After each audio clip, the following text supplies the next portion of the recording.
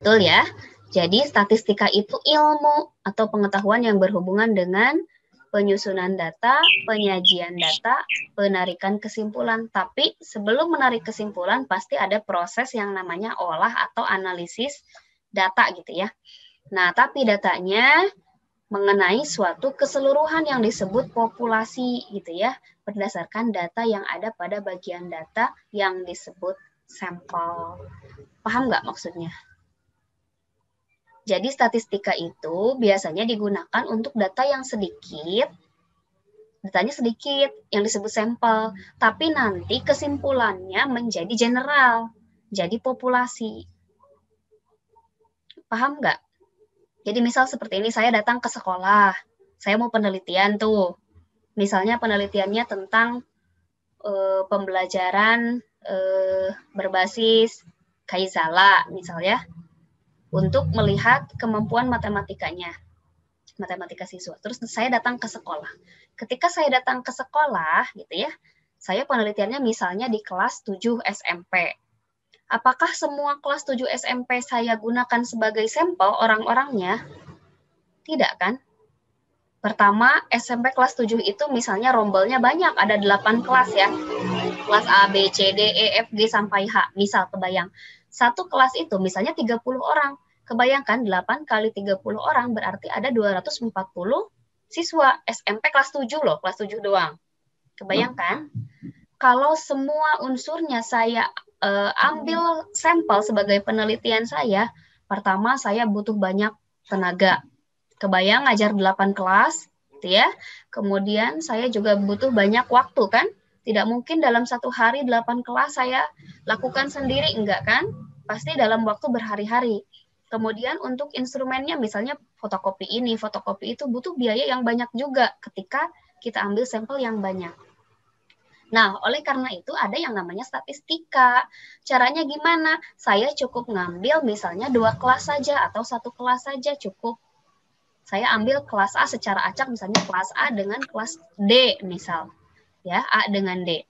Nah, dari 2 kelas ini kemudian saya baru berikan instrumen, lakukan penelitian, kemudian perkenalkan Kaizala itu seperti apa, metodenya seperti apa, terus belajar seperti matematikanya itu semua tentang Kaizala misalnya.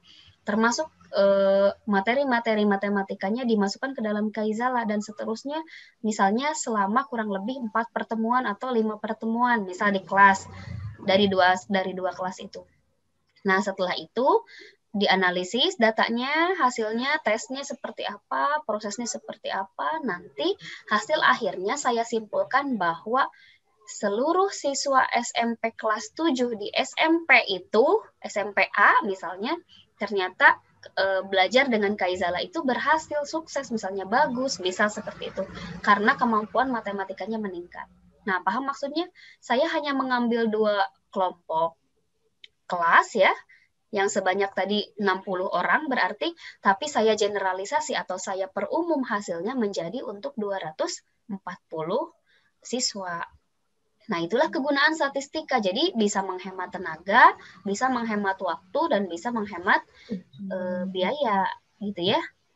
Jadi cukup kita ngambil beberapa sampel, disajikan datanya, dianalisis, tapi hasilnya bisa digeneralisasi atau diperumum untuk satu angkatan itu. Paham ya? Jadi mulai dari menyusun, menganalisis atau mengolah, kemudian menyajikan sampai ke kesimpulan, itulah yang disebut dengan statistika. Nah, statistika itu ada 2 jenis ya. Ada statistika deskriptif, ada statistika inferensial. Apa bedanya? Nah, kalau deskriptif namanya juga deskriptif, describe. Describe itu berarti apa?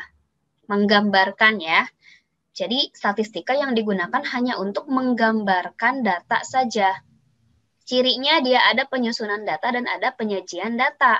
Misalnya diagram batang, diagram garis, diagram lingkaran, gitu ya. Kemudian tabel. Nah, itulah yang disebut dengan statistika deskriptif.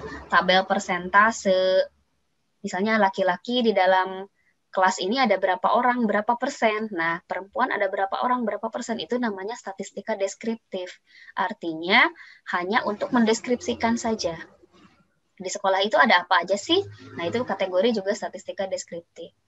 Nah, kalau statistika inferensial seperti apa? Selain dia bisa menyusun data dan menyajikan data, bentar saya cari dulu lasernya. Nah, ini. Nah, kalau statistika inferensial, selain dia juga bisa menyusun data dan menyajikan data, dia memiliki hal menarik lainnya, yaitu bisa menarik kesimpulan dan mengambil generalisasi. Nah, artinya yang tadi saya contohkan, saya datang ke sekolah, mengambil 2 buah kelas, kemudian menganalisis dan menyimpulkan, kemudian digeneralisasi untuk satu SMP kelas 7, itu namanya statistika inferensial. Jadi, statistika yang lebih kompleks lagi. Nah, statistika inferensial ini nanti digunakannya untuk data-data skripsi, misalnya uji hipotesis, ya ada uji Z, uji T, uji F, uji rata-rata, uji ANOVA, uji MANOVA, banyak sekali ujinya. Ada uji Mann-Whitney, ada uji Wilcoxon, dan lain-lainnya itu banyak. Nah, itu biasanya untuk data penelitian dari S1 sampai S3. Nah, kalau data deskriptif biasanya hanya mendeskripsikan saja, misalkan seperti nilai rapot gitu ya. Nilainya berapa sih? 90. Kategorinya apa? A. Misalnya A itu apa deskripsinya? Sangat baik. Nah, itu namanya statistika deskriptif.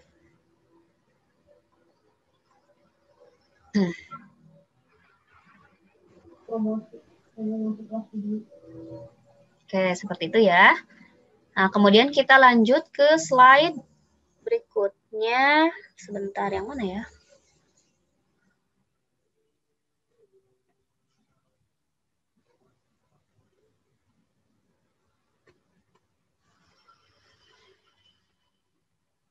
Skala penyusunan ini. Ini masih teori ya. Nah, tadi saya katakan ada populasi, ada sampel. Populasi itu apa sih?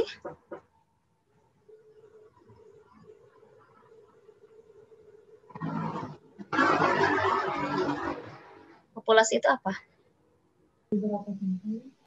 Bu, mau izin menjawab. Boleh, silakan. Populasi. Populasi itu adalah wilayah generalisasi yang terdiri atas objek, subjek, atau subjek yang memiliki kuantitas dan karakteristik tertentu yang ditetapkan oleh peneliti untuk dipelajari dan kemudian ditarik kesimpulan. Bisa dipahami maksudnya? Yang seperti apa? Coba contoh. Beri contohnya. Seperti tadi Bu, yang himpunan kelas 7 SMP, murid-murid kelas 7 SMP untuk menggambarkan, itu merupakan sebuah populasi Bu. Banyak orangnya ya. Ya, banyak orangnya. Nah, banyak orang dari satu angkatan kelas 7 SMP. Nah, itu namanya populasi. Artinya yang akan kita gunakan untuk penelitian itu, yang banyaknya itu apa gitu, induknya apa. Jadi bisa dibedakan ya, kalau populasi itu wilayahnya lebih luas, kalau sampel wilayahnya lebih sedikit ya. Kalau sampel tadi sudah saya contohkan, ada 2 yang misalnya yang saya ambil dari 8 kelas itu hanya 2 kelas dan isinya hanya 60 orang dari 240 orang. Nah, yang seperti itu ya. Nah, karena ada aturan yang seperti itu di statistika, maka harus menggunakan skala pengukuran gitu ya. Kita lihat di sini. Nah, sebelum ke tadi sudah tahu ya populasi sama sampel apa. Nah, sekarang dari populasi dan sampel kita turunkan menjadi variabel. Nah, ini nanti yang untuk skripsi atau PKM itu biasanya ada yang namanya variabelnya. Nah, variabel itu apa sih? Kalau di matematik pernah dengar ya variabel ya? Ada X, ada Y gitulah. Nah, apa sih variabel itu kalau di matematika waktu kalian belajar di matematika dasar misal atau di di matematika SMA misalnya. Isinya apa? Variabel itu.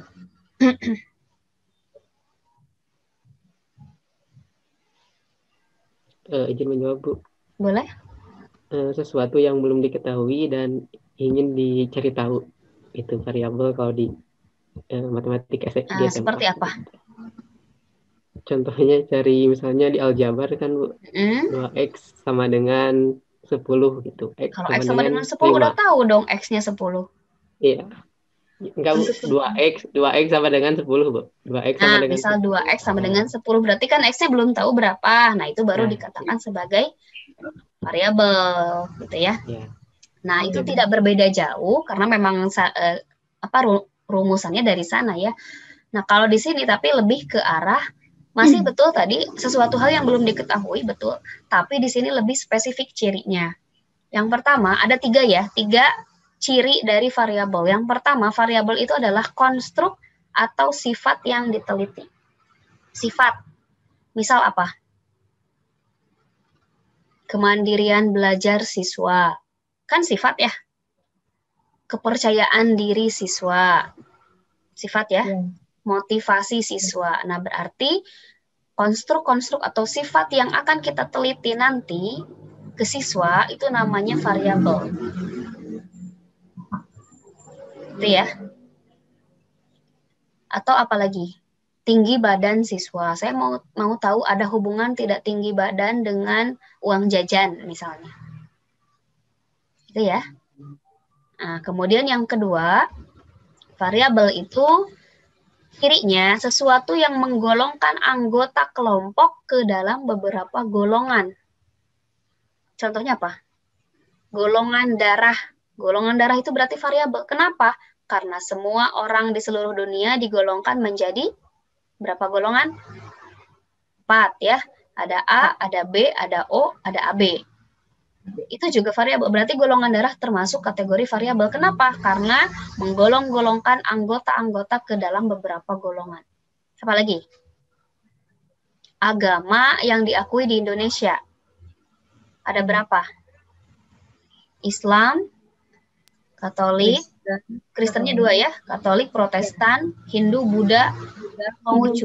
Ada 6. Nah, berarti agama yang diakui di Indonesia merupakan salah satu variabel. Makanya ada penelitian yang berdasarkan agama. Misalnya apa? Hukum toleransi berdasarkan agama. Misal judul penelitiannya seperti itu. Kenapa agama boleh dikatakan diteliti? Karena dia merupakan suatu variabel. Kenapa variabel? Karena bisa menggolongkan seluruh anggota ke dalam beberapa golongan. Atau apalagi? Jenis kelamin. Misalnya penelitian saya ingin tahu tentang berpikir kritis siswa ditinjau dari jenis kelaminnya. Apakah laki-laki lebih kritis dari perempuan? Ataukah kebalikannya? Perempuan lebih kritis daripada laki-laki? Nah, jenis kelamin juga kategori variabel ya, karena dia menggolongkan menjadi 2 bagian, yaitu laki-laki dan perempuan. Nggak ada transgender ya, tidak ada. Kemudian apalagi? Golongan kulit putih, kulit hitam, Bu. Oke. Apa ya? Warna kulit berarti kan ya? Iya, warna Nama kulit. variabelnya adalah warna kulit misalnya. Ada yang kulit putih, ada yang kulit hitam. Kulit hitam. Apalagi? Suku. Ada berapa suku? Terlalu banyak ya.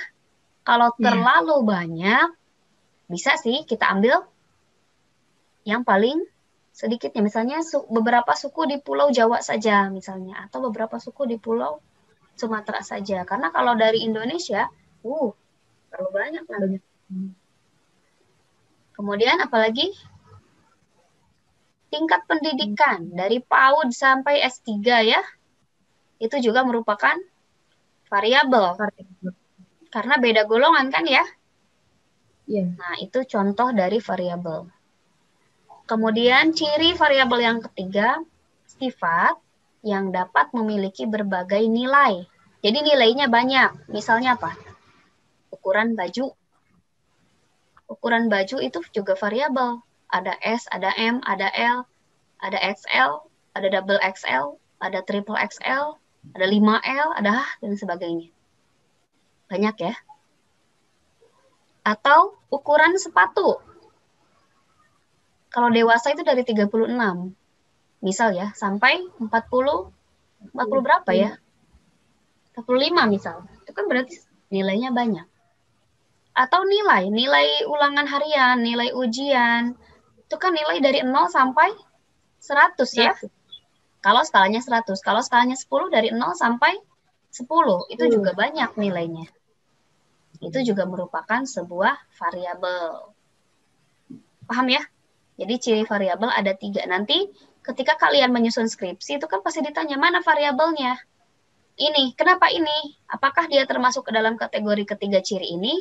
Nah, bisa dipilih. Kalau tidak masuk salah satunya berarti bukan variabel. Itu ya. Kalau variabel memiliki satu nilai saja namanya konstanta, ya, betul ya? Bukan variabel lagi. Kalau variabel ya nilainya belum diketahui dan biasanya memiliki nilai yang banyak gitu. Kalau sudah tahu nilainya dan cuma satu itu namanya konstanta. Oke, tadi sudah ini. Nah, kemudian cara menulis variabel. Nah, variabel itu kan ada discrete, ada continue ya. Maksudnya apa? Kalau discrete itu genap angkanya.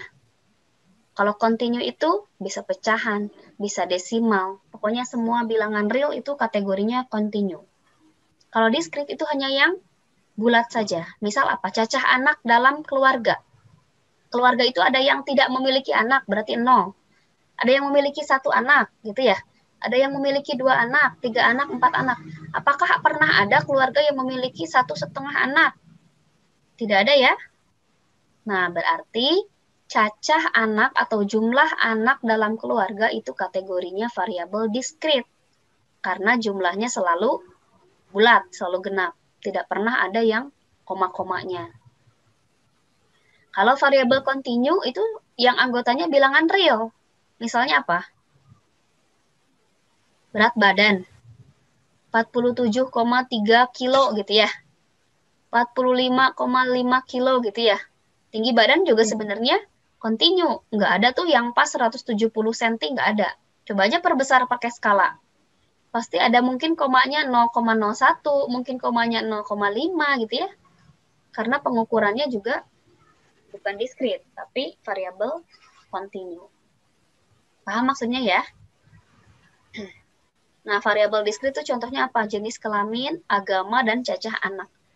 Kalian pernah lihat kuesioner atau angket? Pernah lihat? Atau pernah diwawancarai pakai kuesioner atau angket? Nah, suka ada angka. Laki-laki 1, perempuan 2. Paham maksudnya? Itu hanya untuk membedakan ya. Tapi tidak ada tuh jenis kelamin 1,5. Campuran laki-laki dan perempuan. Nggak ada ya. Nah, makanya variabel discrete masuknya jenis kelamin itu. Agama. 1 Islam, 2 Kristen, 3 Protestan gitu. Nggak ada tuh agama yang 2,5 misalnya. Kristen setengah, Buddha setengah gitu. Nggak ada ya. Jadi agama juga masuknya kategori variabel discrete. Dan cacah anak tadi sudah dijelaskan. Nah, kalau yang continue tadi yang tinggi badan, yang boleh ada setengah-setengahnya atau koma-komanya, atau yang bentuknya bilangan real. Nah, menulis variabel itu biasanya X-nya huruf kapital. X, cacah anak dalam keluarga. X besar sama dengan cacah anak dalam keluarga. Y sama dengan jenis kelamin siswa. Z sama dengan agama yang dianut siswa. Misal seperti itu. Nah, kalau nilai-nilai dari variabelnya itu dituliskan dengan indeks X1, X2. Misal tadi jenis kelamin ada 2 kan? X1 laki-laki, X2 perempuan. Misal seperti itu. Nah, tadi data yang menggambarkan variabel discrete disebut data discrete, dan data yang menggambarkan variabel continue disebut data continue. Nah, yang tadi saya ungkapkan, laki-laki pernah lihat angket, tadi kan saya nanya gitu kan, pernah lihat angket, di angket itu ada isi laki-laki 1, perempuan 2 gitu ya. Nah, itu kenapa diberi tanda 1 dan 2, itu masuk kategori skala pengukuran. Ya. Jadi di dalam statistika itu kita akan gunakan angka-angka yang disebut dengan skala pengukuran.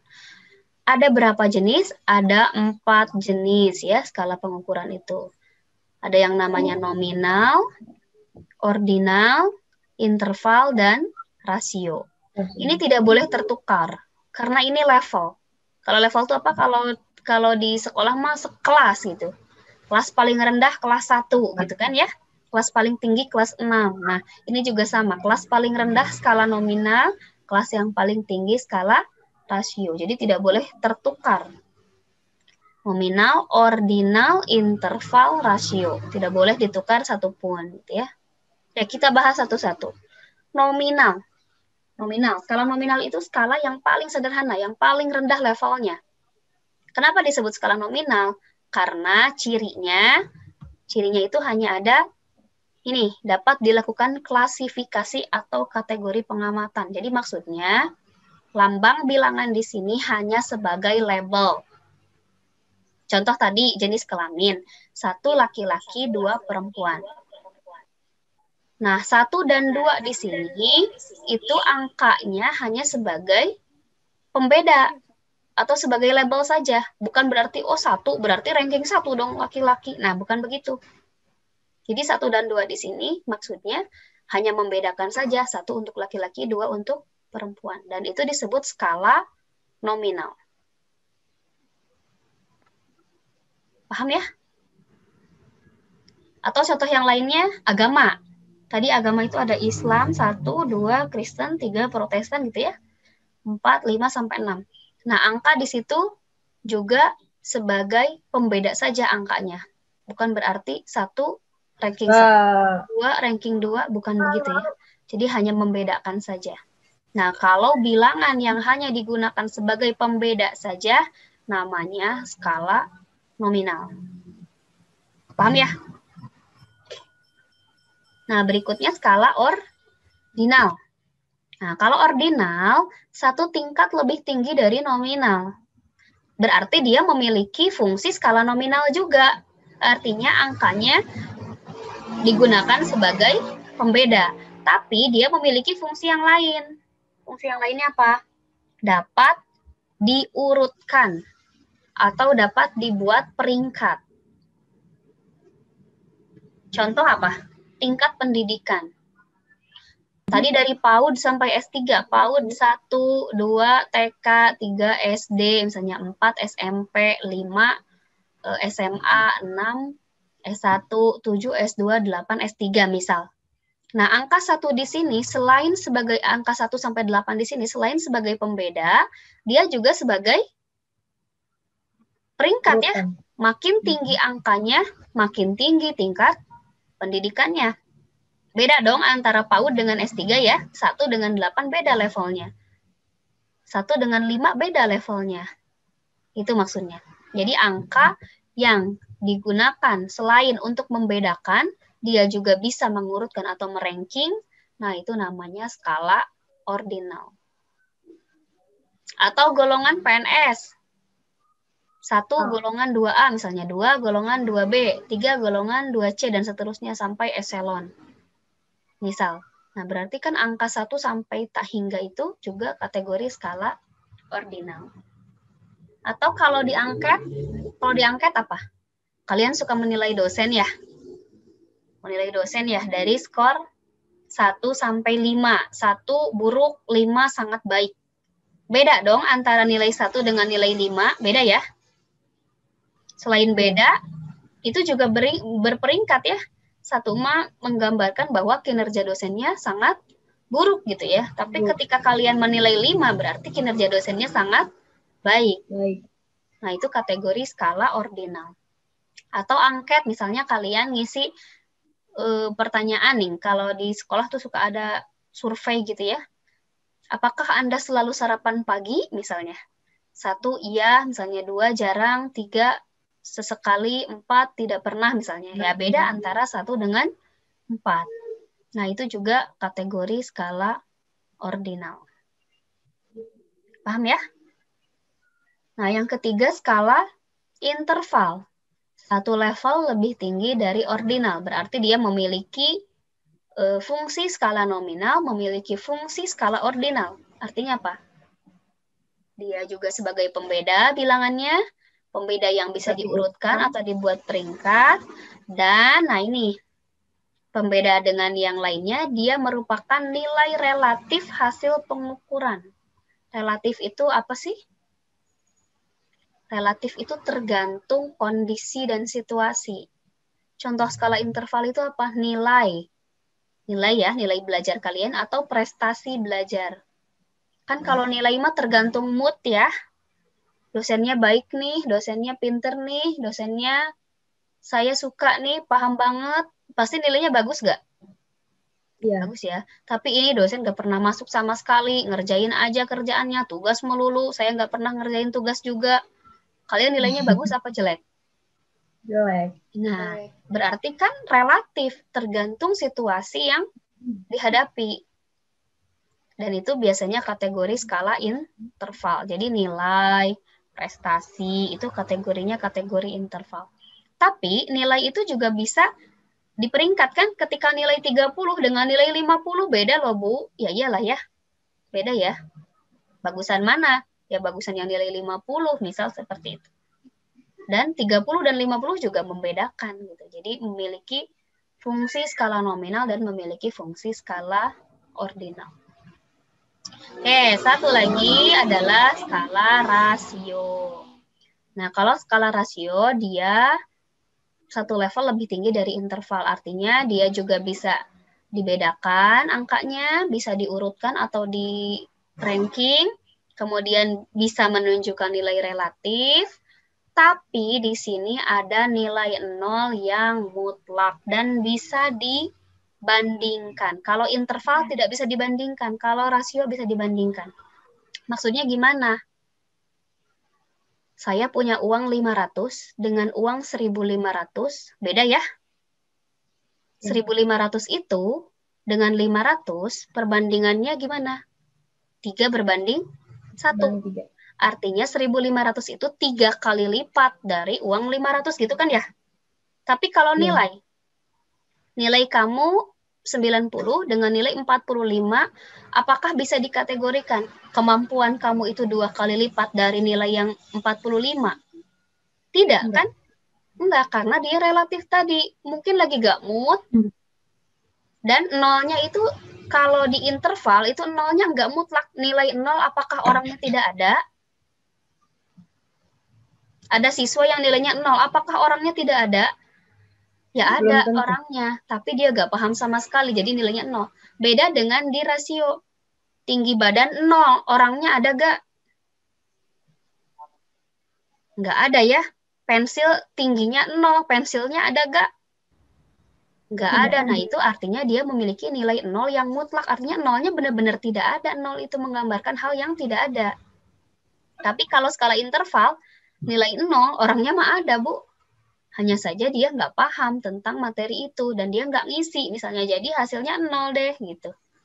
Ya, paham ya? Jadi bisa dibedakan antara skala nominal, ordinal, interval, dan rasio. Contoh rasio yang mana tadi? Uang. Ya, tinggi badan, berat badan. Berat badan saya 0. Sayanya ada nggak?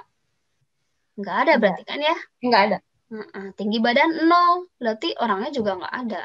Nah, itu yang dimaksud dengan skala rasio. Jadi benar-benar saya punya uang 0, berarti saya nggak punya uang sama sekali. Nah, itulah yang disebut dengan kategori skala rasio. Nah, skala-skala ini nanti digunakan di dalam penelitian, makanya harus dicek.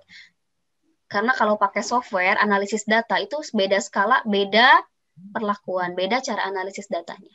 Nah, kalau angket biasanya skalanya ordinal ya, tapi kalau nilai itu skalanya interval. Biasanya ini sih yang kita gunakan untuk penelitian di pendidikan. Yang dua ini ya, ordinal dan interval. Nominal rasio biasanya jarang digunakan kecuali tadi ditinjau dari jenis kelamin. Nah, barulah skala nominalnya keluar. Seperti itu ya.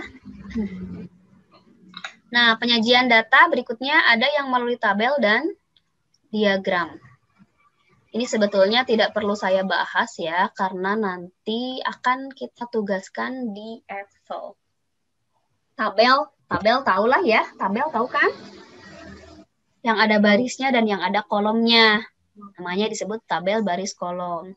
Tabel kontingensi, kalau kontingensi itu yang gimana?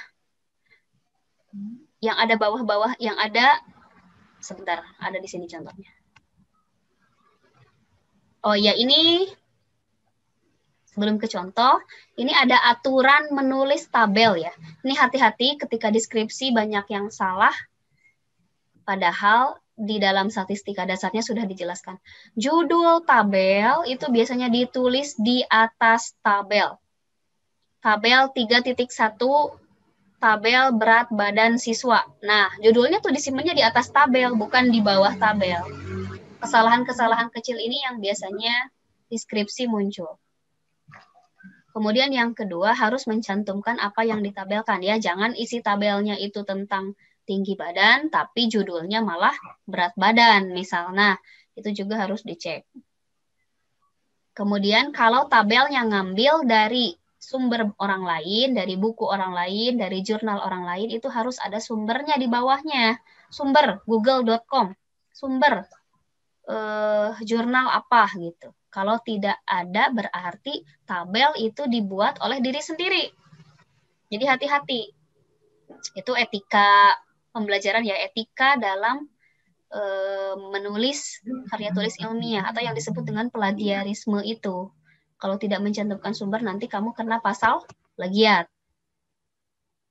Nah, kemudian tabel tidak boleh terpotong. Jadi misalnya tabelnya banyak, ada di halaman 2 sebagian, di halaman 3 sebagian. Nah, itu nggak boleh. Tabel usahakan harus ada dalam halaman yang sama. Kalau kamu sudah belajar statistika, ini harus dipakai. Kalau ada tabel yang terpotong, berarti nggak dipakai nih pembelajarannya. Nah, ini contoh tabel. Ada baris, ada kolom ya. Pedoman penskoran, isinya betul 3, 2, 1, 0. Nah, ini skalanya skala apa ini? Ingat tadi? Skala apa? Ordinal. Paham? Beda ya antara 3, antara 2, antara 1, dan antara 0. Lihat judul tabel ada di atasnya. Kemudian ini tabelnya seperti ini. Nah, sumber. Ini saya ambil dari tesis. Berarti harus dicantumkan sumber di bawah. Kalau tidak dicantumkan sumber, tabel ini berarti buatan sendiri gitu.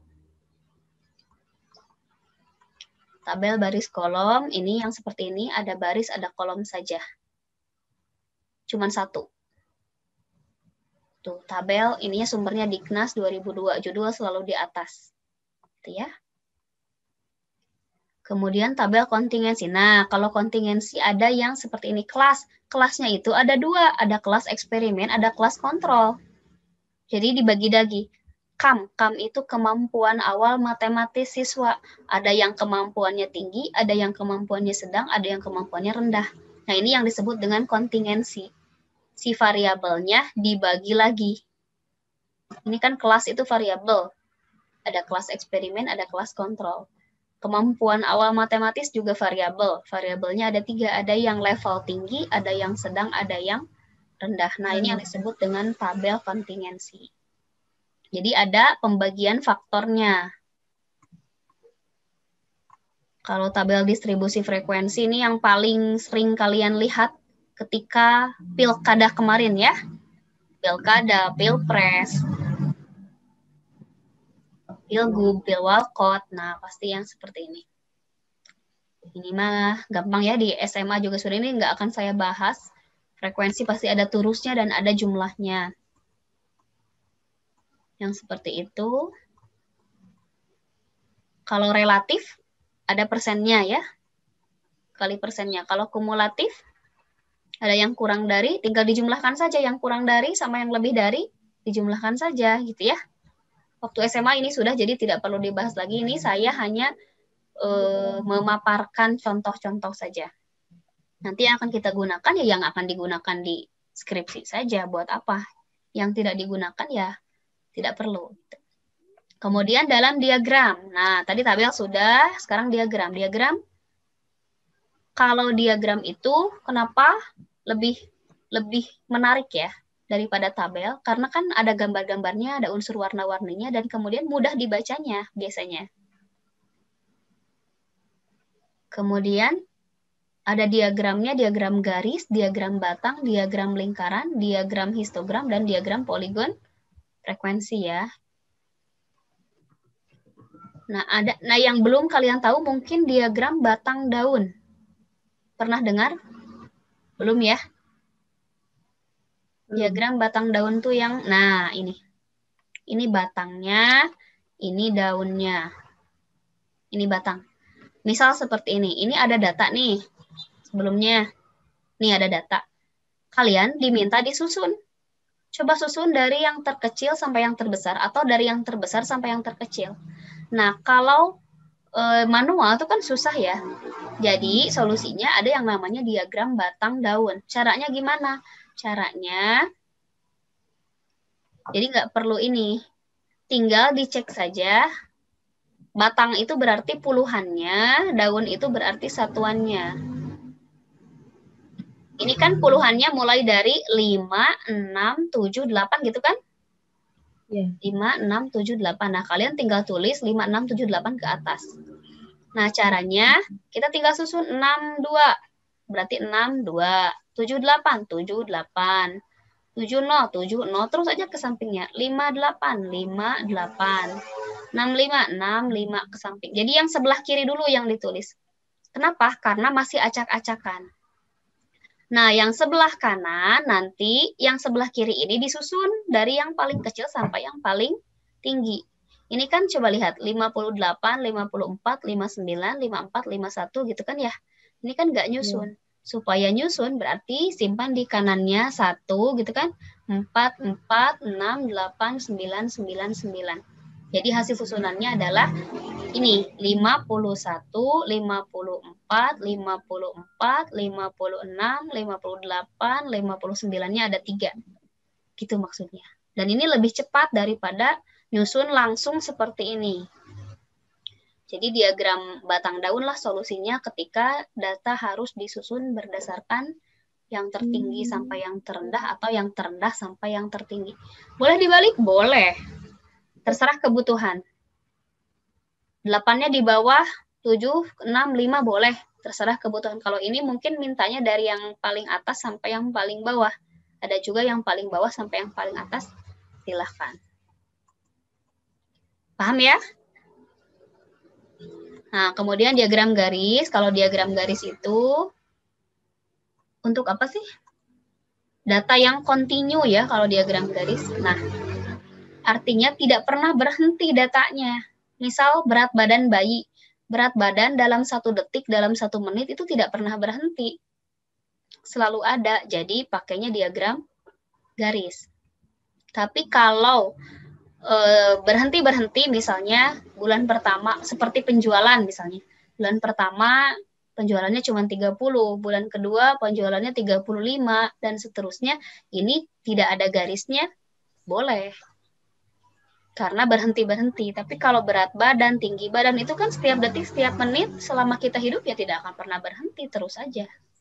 Ada mungkin fluktuatif, ada yang naik, ada yang turun. Nah, seperti itu ya. Nah, kalau diagram batang, lebarnya harus sama ya, bisa berdimensi 2 atau 3. Ini mah gampang ya. Ini yang dimensi 2, ini mah paling gampang di Excel saja. Ini yang dimensi 3. Kita kan sudah ICT literasi ya, harus melek digital, jadi nggak perlulah manual-manual. Kita pakai Excel atau pakai software yang lain. Kemudian diagram lingkaran. Nah, kalau diagram lingkaran, ada yang persentase, ada yang derajat ya. Nah, ini yang persentase. Kalau yang derajatnya yang dilihat sudutnya sama saja sih. Seperti itu diagramnya, ada yang dia 2 dimensi dan ada 3 dimensi. Kalau diagram lambang ini jarang sekali digunakan, ini hanya pengetahuan saja. Dulu bagi orang yang buta huruf, kopi itu kan gimana sih nulis kopi? Nggak tahu, nggak bisa baca, makanya dia simbolkan dengan gambar ya, atau foto gitu ya. Nah, jadi seperti itu. Cuman bingung nih, misalnya ini 17,1 gimana coba nulisnya? Ini kan anggaplah ini 5 ton satu gini tuh kan. Berarti 5, 10, 15, berarti segini itu adalah 2,1. Kan tidak bisa memperkirakan. Nah, seperti itulah kekurangan dari diagram gambar. Kalau histogram dan poligon frekuensi, ini pasti sudah belajar ya waktu di SMA. Bedanya dengan diagram batang, ini berhimpit. Kalau diagram batang, ada jaraknya. Nah, kalau poligon frekuensi tinggal ditarik garis dari titik tengah histogram. Kalau ini namanya histogram, nggak ada garisnya.